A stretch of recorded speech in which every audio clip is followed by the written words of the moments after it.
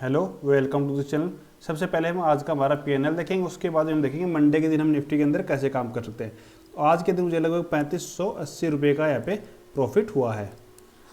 आज के दिन सेंसेक्स की एक्सपायरी थी तो इसी के अंदर मैंने ट्रेड किया। पी साइड में मुझे लगभग 1800 रुपये का लॉस हुआ, क्योंकि आज के दिन मार्केट डाउन साइड में ही बहुत ज़्यादा आया था, इसी कारण मुझे यहाँ पे ये लॉस हुआ और ये लास्ट में 22 के ऊपर ही बंद हुआ है इन द मनी। वहीं सी की साइड में मुझे लगभग 5200 रुपये का यहाँ पे प्रॉफिट हुआ कि 350 रुपये का एजिंग के कारण मुझे यहाँ पे लॉस हुआ। चलो अभी मैं आपको मेरी ऑर्डर विंडो यहाँ पे दिखा देता हूँ। तो ये मेरी आज की ऑर्डर विंडो है कंप्लीट।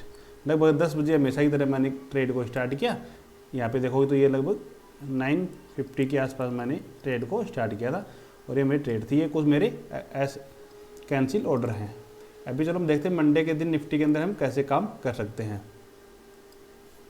तो आज के दिन के लिए निफ्टी के अंदर हमारा डिस्कशन था कि निफ्टी अगर गैप अप ओपन हो गए इस एरिया में अगर हमें मिलेगा तो हम एक यहाँ पे पी की पोजीशन को बाई कर सकते हैं, जिसका एस एल हम लगभग 20 से 25 पॉइंट तक हमारा एस एल इसके अंदर रहेगा। एक बार आप कल का वीडियो ज़रूर देखें जिससे आपको भी पता चलेगा। और टारगेट हमारे लगभग आज के क्लोजिंग तक के थे। उसके बाद में ये जो मूवमेंट आया इसका हमारा कोई भी डिस्कशन नहीं था, क्योंकि हमें पहले से थोड़ी ना पता रहता कि मतलब इतना ही मूवमेंट आएगा। हो सकता है यहाँ से सपोर्ट भी ले ले, लेकिन आज के दिन मार्केट के अंदर शार्प सेलिंग आई। ये सेलिंग क्यों आई, इसके पीछे का अगर हमें पहले से पता करें तो कैसे चल रही। तो अगर हम विक्स को अगर लगातार देखते तो मैं आपको लगातार वीडियो के अंदर बता रहा हूँ कि विक्स कभी 5%, कभी 7%, कभी 8%, ऐसे लगातार 3 से 4 दिन से इतना बढ़ के बंद हो रहा है। तो ये जैसे ही विक्स अप साइड में चलेगा तो मार्केट में डाउन साइड में मूवमेंट आने के चांसेस बहुत ज़्यादा बढ़ जाते हैं और ये वही हुआ। आज के दिन एक डाउन साइड में मूवमेंट आया। अभी चलो मंडे के दिन हम कैसे काम कर सकते हैं वो देखते हैं। तो सबसे पहले में चलो चार्ट का थोड़ा टाइम फ्रेम चेंज करके देखते हैं, बड़ा टाइम फ्रेम में। तो 3 आवर का हम चार्ट को लगाते हैं यहाँ पे।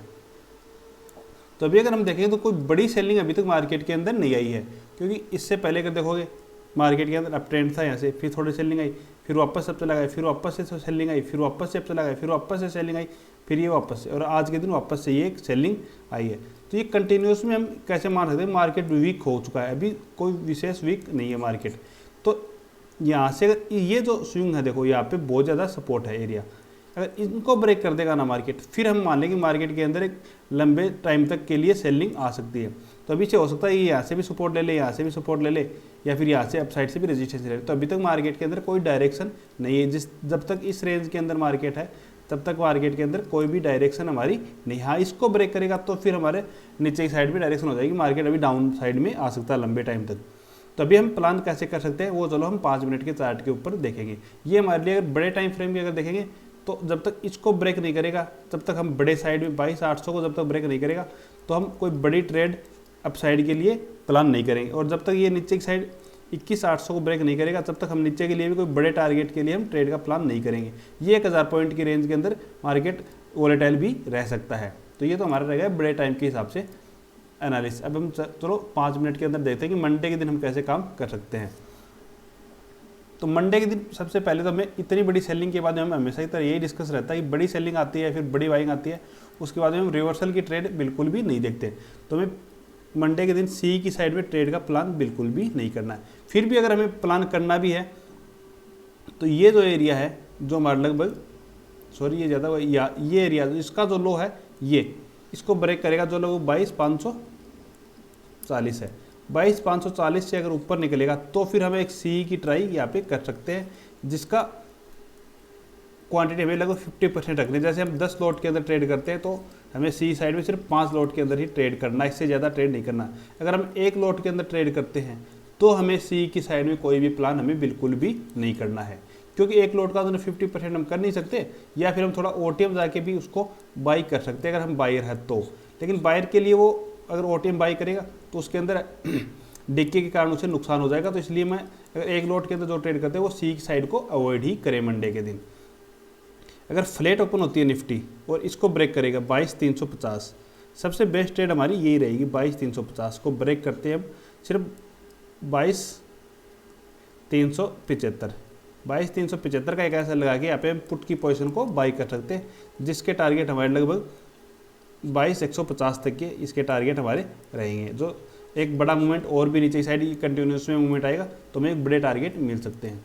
गैप अप की स्थिति में गैप अप ओपन होता है इस एरिया में, तो अगर इससे ऊपर कोई पॉजिटिव प्राइस एक्शन बनाएगा तो फिर तो हम सी की ट्राई करेंगे।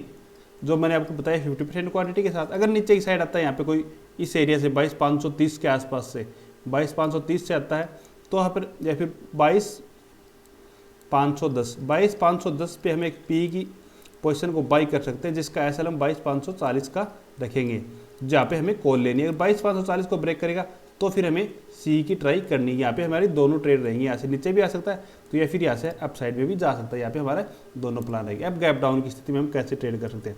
अगर गैप डाउन ओपन होता है एक रिवर्सल मिलता है, क्योंकि इतनी बड़ी सेलिंग के बाद में और अगर गैप डाउन ओपन होता है तो जिसने भी पी को बाई किया था उसे एक अच्छा प्रॉफिट और भी ज़बरदस्त मिलेगा, तो इस कारण से वो प्रॉफिट को बुक कर सकता है। अगर प्रॉफिट बुकिंग आएगी तो मार्केट में थोड़ा अपसाइड में भी जा सकता है, तो यहाँ तक आ सकता है। तो यहाँ पे अगर हमें मिलेगा 22,350 के पास तो फिर हम यहाँ पे एक पुट की पोजीशन को बाई करने का प्लान कर सकते हैं, जिसका एसएल मैंने आपको बता दिया लगभग 22,375 का हमारा इसका एसएल रहेगा, जो फ्लैट एंड गैप डाउन की स्थिति में रहेगा। अगर गैप डाउन ओपन डायरेक्ट नीचे की साइड चलना स्टार्ट होता है तो फिर हम डायरेक्ट भी कोई भी नेगेटिव प्राइस एक्शन के ऊपर पी की पोजीशन को बाई कर सकते हैं।